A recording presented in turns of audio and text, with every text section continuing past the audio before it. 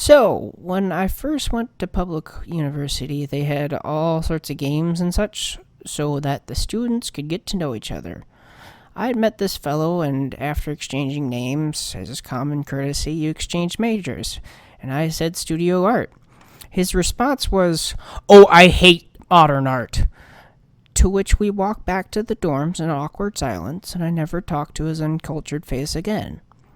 But that got me thinking when he said modern art. Was he talking about modernism, postmodernism, contemporary, or a combination of all three? Hi, I'm Nick, and welcome to Art Explained. And today we're briefly talking about modernism, postmodernism, and contemporary art, because when people say that they hate modern art, I truly don't think they understand what they're saying.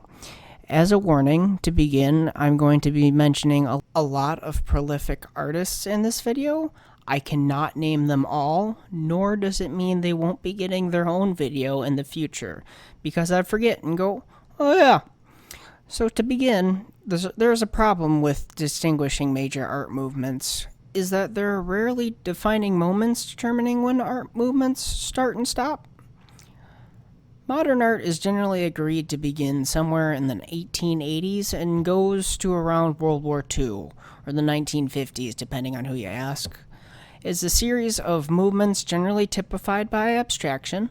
The reason for this is that in the previous 3 centuries, there have been such a strict guidelines on how and what you depict that now artists have begun rejecting all of the rules, and experimentation was the name of the game. Modern art movements tended to have their own sets of rules outlined in a manifesto. They followed the essentialist idea of art, that all art had essentially something about it, so that if it didn't have that essential component, it wasn't art. For example, in Merrill Lederman Ukale's Sanitation Manifesto, I quote, "Sanitation is the city's first cultural system, and out of these most humble circumstances, we can begin to erect a democratic symbol of commonality." Unquote. What she's saying is, sanitation is the first and highest art form, and that through it we can form a democratic society. It's rare that art and politics don't go hand in hand. Other better-known modernist movements include Dadaists, who began challenging art and came to the conclusion that it's anything that the artist says it is, a la Marcel Duchamp's ready-mades. The realist sculptor Auguste Rodin was taking his beautifully sculpted clay casts and then repositioning the limbs to create whole new compositions. Surrealists were painting their dreams instead of what was real. Mark Rothko began painting huge color fields with subtle gradients of color on the side of these massive blocks, taking up huge canvases.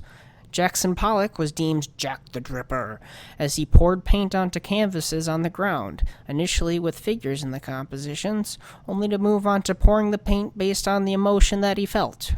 Both Rothko and Pollock are abstract expressionists.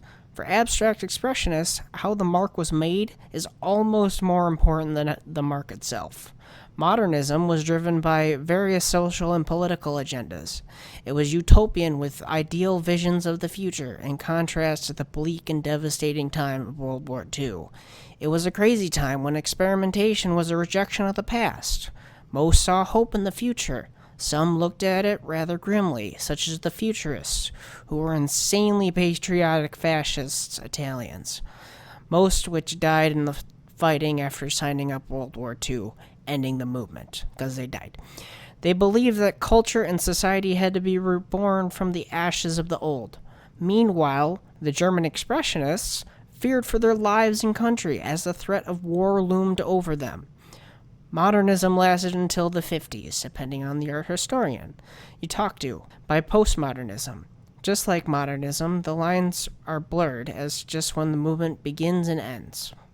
Somewhere between the 60s and the 70s, postmodernism had become the dominant form of art.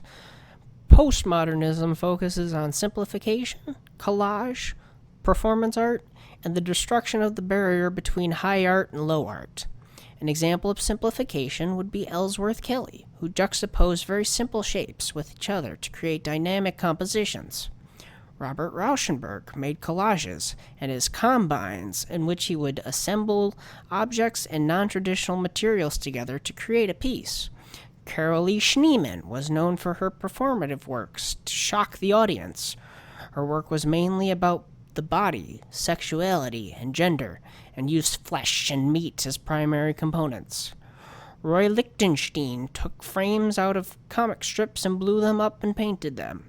He appropriated the image and then brought the text to the forefront of the painting. And how can we talk about appropriation pop art without discussing Mr. Andy Warhol himself? Most famous for his Campbell's soup cans or his prints of Marilyn Monroe, Warhol would go to create the art factory, pumping out thousands of pieces. To this day, Warhol has one of the most fluid art markets on the planet. These are just a few key players in the postmodern art world. The time was ripe with experimentation. Anything went. Between modernism and postmodernism, the question could be asked, what is art? Is there an art essence? Who determines what art is? Postmodernism is generally thought to end around the 1990s. New technologies were advancing and artists were responding. Contemporary art was born. While technology and the internet flattened out the world, so did it change the art world forever. Contemporary artists were culturally diverse, technologically savvy, and tapped in globally to this flattened world. Eduardo Cac from Brazil is most famous for being a transgenic artist. He had a team of geneticists alter the DNA of a rabbit to make it glow in the dark. Takashi Murakami is a Japanese artist that works in fine art as well as marketing and commercial media. Often called the Warhol of Japan, much like Warhol, he has blurred the lines between high and low art, making them one and the same in his bright and poppy figures.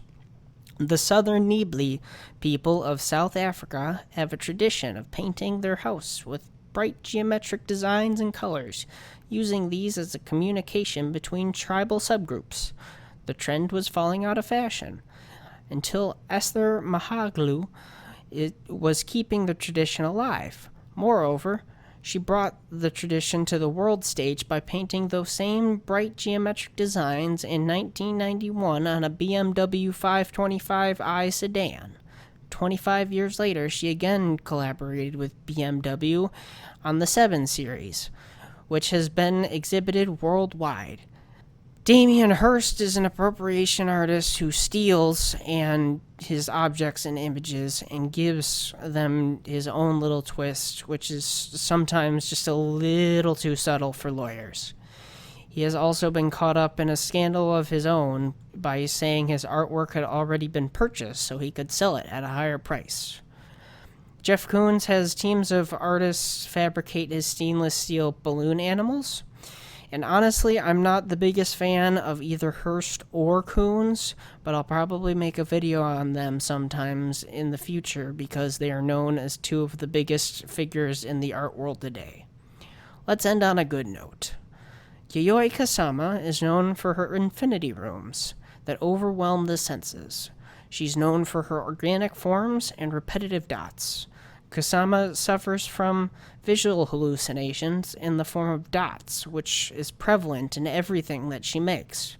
She is hospitalized from the condition, but is let out several hours per day to work on her work as a form of art therapy. Abstraction is the fastest evolving art form when it comes to abstract versus objective art. Objective meaning work that is meant to be something in particular. Objective was the style of art that was taught for hundreds and hundreds of years. But once abstraction started, it kept evolving and changing. The postmodernists built on the modernists, and the contemporary artists built on the postmodernists. When it came to contemporary art, commercialism and abstraction seemed to be the name of the game. There are several exceptions to this, but that's the overarching theme. There are many fantastic artists from all three periods of art. Next time somebody says to you that they don't like modern art, simply respond, like I should have, that they need to open their eyes and actually look, because I guarantee there's something out there that will enrich your life. Next time on Art Explained, we'll be talking about one of my favorite ceramic artists. So like and subscribe, and if you're feeling so generous and want to see this channel flourish, donate to my Patreon. Link in the description.